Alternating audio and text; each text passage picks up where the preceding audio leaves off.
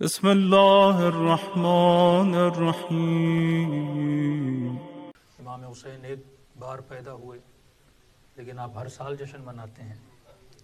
وہ ایک بار شہید ہوئے لیکن آپ ہر سال ان کی شہادت مناتے ہیں۔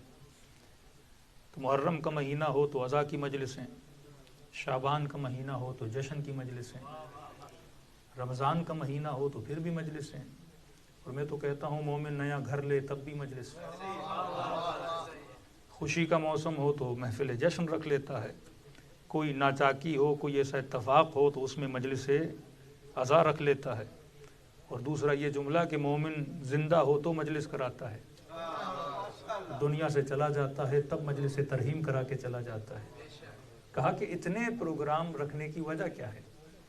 تو آپ نے بول دیا کہ بھائی ہمارے دلوں میں عشق ہے، محبت ہے، تبھی ہم محفلیں مناتے ہیں، تبھی ہم جشن مناتے ہیں، تبھی ہم مجلسیں مناتے ہیں۔ تو سامنے سے جواب یہ آتا ہے کہ محبت تو ہم بھی کرتے ہیں۔ اب یہ تو نہیں کہ محبت کا ٹھیکہ صرف شیعوں نے اٹھایا ہوا ہے، کہتے بھائی محبت تو ہم اہل سنت بھی کرتے ہیں، لیکن یہ کون سی دلیل ہے کہ اگر محبت ہے تو بندہ مجلس کرائے؟ یہ کون سی دلیل ہے کہ محبت ہے تو بندہ محفل جشن منائے؟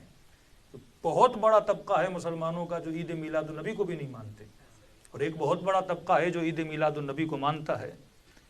تو اس کا سمپل سا جواب ہے، کیونکہ آج جس معاشرے میں ہم رہ رہے ہیں کہ امیر المومنین فرماتے ہیں نحن ابناء الدلیل، کہ شیعہ تمہاری پیدائش میں بھی دلیل ہے، تمہارے ایمان میں بھی دلیل ہے، لہٰذا تمہارے عقیدوں میں بھی کیا ہونی چاہیے؟ دلیل ہونی چاہیے، کیونکہ وداؤٹ دلیل اگر کچھ کرو گے تو اس کا کوئی فائدہ نہیں ہے۔ ایک مشہور جملہ جو ہمارے یہاں بولا جاتا ہے کہ اپنے عقیدے کو چھوڑو نہیں، دوسرے کے عقیدے کو چھیڑو نہیں۔ تو میں کہتا ہوں جب تک چھیڑیں گے نہیں تو لوگ شیعہ کیسے بنیں گے؟ بغیر چھیڑ خانی کے جب تک ہم فکر کو بیدار نہیں کریں گے، جب تک ہم انسان کو بتائیں گے نہیں کہ بندے خدا ہزار سالوں سے جو تو کر رہا ہے کیا یہ صحیح ہے یا غلط ہے۔ انبیاء نے، اولیاء نے جو کام کیا وہ یہی تھا۔ اب لفظ چھیڑنا اردو میں تھوڑا برا لفظ ہے، لیکن آ کر کسی کے خدا کو چھیڑنا کہ یہ بت ہے، بت پرستی حرام ہے، کسی کے خدا کے بت کو توڑ دینا، اس کو آپ کیا جواب دیں گے؟ اور اسی فعل کی وجہ سے لوگ اہل بیت کے دشمن بنتے تھے۔ اگر مولا حسین گھر میں خاموش بیٹھ جاتے، اگر امام حسین خاموش بیٹھ جاتے، اگر اہل بیت خاموش بیٹھ جاتے تو نہ زندان ہوتے، نہ اذیتیں ہوتیں، نہ مشکلات ہوتیں۔ جس طرح آج پوری دنیا کے مسلمانوں کے ساتھ تو ملی ہوئی ہے، مسئلہ صرف علی والوں کے ساتھ ہے، کیونکہ علی والے حق بولتے ہیں، حق کے راستے پہ چلتے ہیں، اور سوئے ہوئے لوگوں کو بیداری کا کام انجام دیتے ہیں۔ تو سوال یہ ہے کہ اب کوئی بھی پوچھے کہ کہاں جا رہے ہو، یہ نہ بولیے کہ میں مجلس میں جا رہا ہوں، یہ نہ بولیے کہ میں جشن میں جا رہا ہوں۔ جواب قرآن کا ہونا چاہیے، سمپل سی قرآن کی آیت ہے، اس کا خلاصہ ان لفظوں میں کر رہا ہوں کہ اب کوئی بھی پوچھے کہ کہاں جا رہے ہو تو جواب یہ دیا کرو کہ میں اجر رسالت کو ادا کرنے جا رہا ہوں۔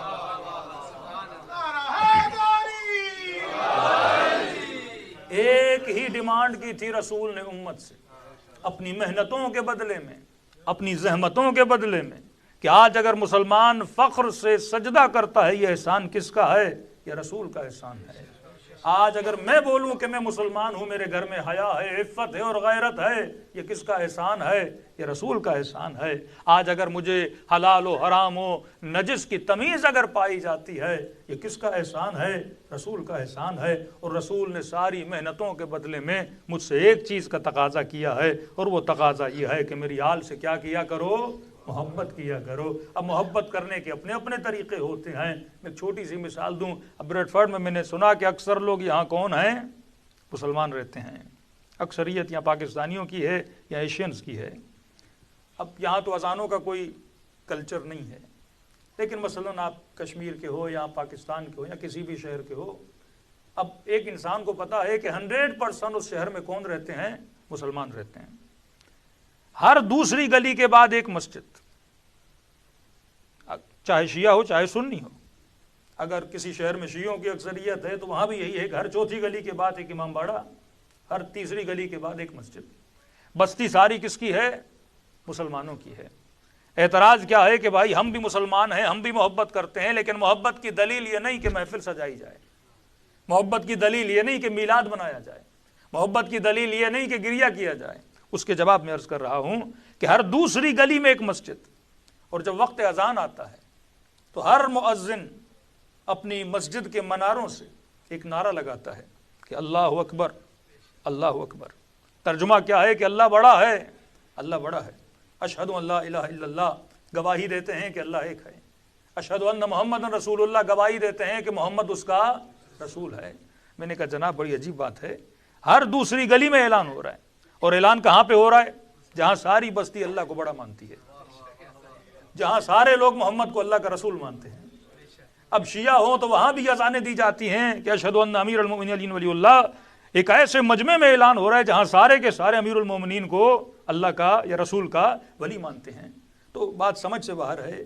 انفارمیشن اسے دی جاتی ہے جسے پتہ نہ ہو، جسے آلریڈی سب کچھ پتا ہے کہ بندہ پیدا ہوا، ادھر اذان دی، ادھر اقامت دی، اور بھائی ایک بار اعلان کر دو، چار چار بار اعلان کیا جا رہا ہے کہ اللہ بڑا ہے، اللہ بڑا ہے، اللہ بڑا ہے، اللہ بڑا ہے، محمد اس کا رسول ہے، محمد اس کا رسول ہے، علی اس کا ولی ہے، علی اس کا ولی ہے۔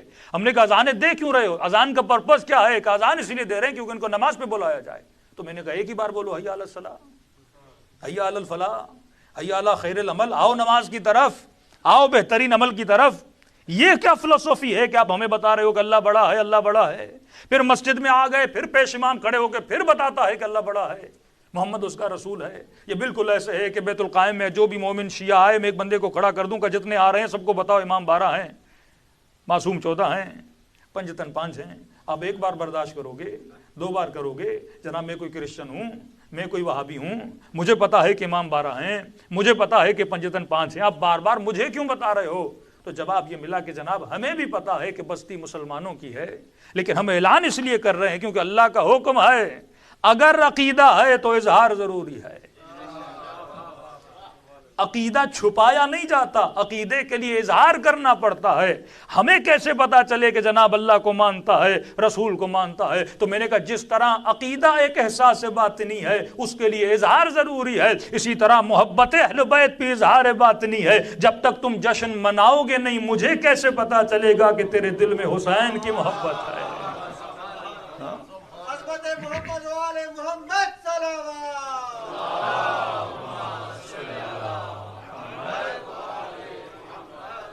دیکھیے اگر آپ کے دل میں کسی کی بھی محبت ہے، پتہ کیسے لگے گا کہ دل میں محبت ہے؟ کیونکہ محبت کے کوئی سینگ نہیں ہوتے کہ ہم کہیں کہ جناب کے دل میں علی کی محبت ہے، جناب کے دل میں خدا نخواستہ امیر شام کی محبت ہے۔ تو محبتوں کا پتہ شکلوں سے نہیں لگایا جاتا۔ تبھی فرمایا مومن اور منافق کی پہچان ہی یہی ہے کہ علی کا ذکر کرو، اگر چہرہ کھل جائے تو مومن ہے، اگر چہرہ بگڑ جائے تو کیا ہے؟ منافق ہے۔ تو پتہ چلا محبت احساس باطنی ہے، اور یہ محبت خود کو ظاہر کہاں کرتی ہے؟ چہروں پہ کرتی ہے۔ خدا نخواستہ کسی کے دل میں کسی اور مومن کا بغض ہے، اور وہ مجلس میں بیٹھا ہے، قصیدے ہوئے، مجلس ہوئی بہترین موڈ میں، اور جس سے بغض تھا وہ دروازہ کھول کے اندر آ گیا، تو آپ نے کہا اس نے میرے سارا موڈ کا ستیہ ناش کر دیا، کیونکہ بغض تھا اندر، اور جیسے اس سے ریفلیکٹ ہوا تو اس کا اثر کہاں پہ آتا ہے؟ چہرے پہ آتا ہے۔ تبھی مومن و منافق کی پہچان بھی یہی رکھی۔ تو ہم محفل جشن مناتے ہیں تاکہ معاشرے کو بتائیں کہ مومن کون ہے اور منافق کون ہے۔ یہ مجلسیں پہچان مومن اور منافق ہیں۔ تبھی پورے قرآن میں خدا نے پورا سورہ اتار دیا اور نام بھی منافقون رکھ دیا، کیونکہ کہا حبیب یہ کہتے کچھ ہیں اور دلوں میں موجود کچھ ہے۔ صلوات پڑھے محمد و آل محمد۔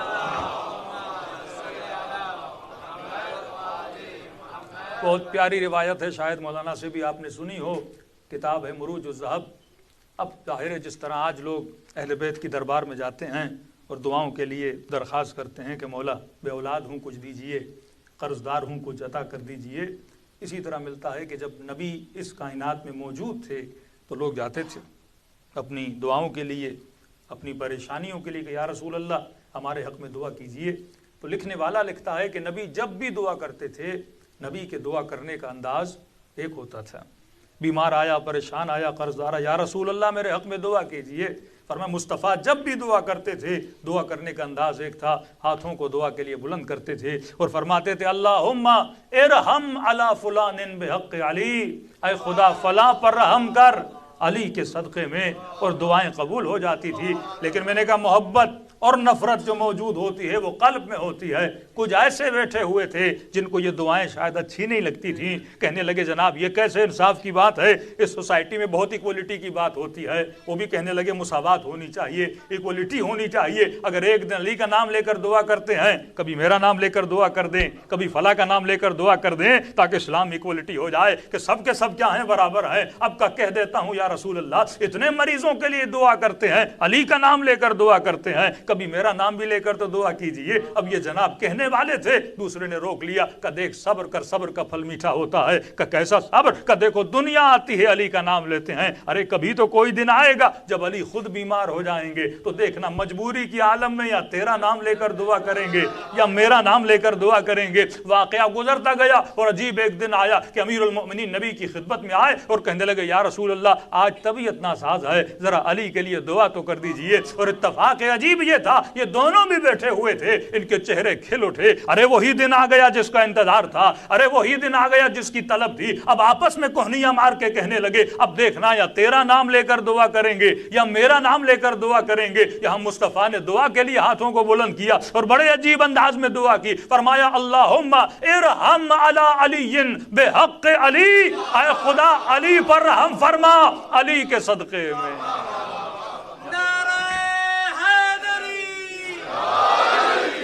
اب جو بغض و نفاق تھا، میں نے کہا یہ بغض کہاں ہوتا ہے؟ دل میں ہوتا ہے۔ یہ ذکر اسی لیے کیا جاتا ہے تاکہ دل والی چیزیں باہر نکل کے آ جائیں، کیونکہ دل میں چھپی رہیں گی تو پتہ نہیں لگے گا۔ قیامت کا نام بھی یوم تبلی السرائر، قیامت وہ دن ہے جب لوگوں کے سینوں میں چھپے ہوئے رازوں کو خدا ظاہر کر دے گا کہ انسان کیا سوچتا تھا اور انسان کیا تھا۔ دنیا میں تو سب چھپا سکتا ہے لیکن آخرت میں چھپا نہیں سکتا۔ تو یہ بغض اہل بیت ہے جو ذکر علی سے ظاہر ہو جاتا ہے۔ اب کہنے لگے یا رسول اللہ یہ کیسے انصاف کی بات ہے، جب کوئی اور آتا ہے علی کا نام لیتے ہیں، آج علی آئے ہیں پھر بھی علی کا نام لیا ہے۔ اتنا سننا تھا، رسالت کے چہرے پہ آثار جلا نمایاں ہوئے۔ کہنے لگے اے لوگو تم علی کی بات کرتے ہو، جب میں نبی اپنے لیے دعا کرتا ہوں تو پھر بھی خدا کو علی کا واسطہ دے کر دعا کرتا ہوں۔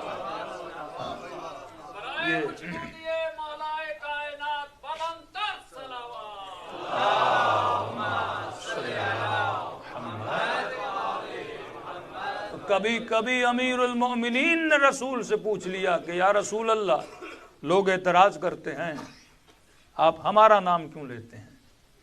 دیکھیے کتنی فضیلتیں ملیں لیکن کچھ کہہ نہ سکے۔ لیکن جب سب کے دروازے مسجد کی طرف بند کر دیے گئے اور ایک دروازہ علی کا کھلا رکھا، اہل بیت کا کھلا رکھا، تبھی خدا کو قسم کھا کے کہنی پڑی وَالنَّجْمِ اِذَا هَوَىٰ مَا ضَلَّ صَاحِبُكُمْ وَمَا غَوَىٰ إِنْ هُوَ إِلَّا وَحْيٌ يُوحَىٰ۔ یہ حبیب اپنی مرضی سے کچھ نہیں کہتا، یہ جتنی فضیلتیں دے رہا ہے یہ رب کی عطا کردہ فضیلتیں ہیں۔ اس کی زبان جنبش میں نہیں آتی جب تک پروردگار عالم کا حکم نہ دیا جائے۔ تو کہا یا رسول اللہ لوگ اعتراض کرتے ہیں، یا رسول اللہ آپ میرا نام لے کر دعا کیوں کرتے ہیں؟ فرمایا علی جب دعا کے لیے ہاتھوں کو بلند کرتا ہوں پوری کائنات میں دیکھتا ہوں کہ میرے بعد خدا کو سب سے زیادہ عزیز کون ہے، سب سے زیادہ محبوب کون ہے۔ علی جب کائنات کو دیکھتا ہوں تو تیرے علاوہ مجھے کوئی نظر نہیں۔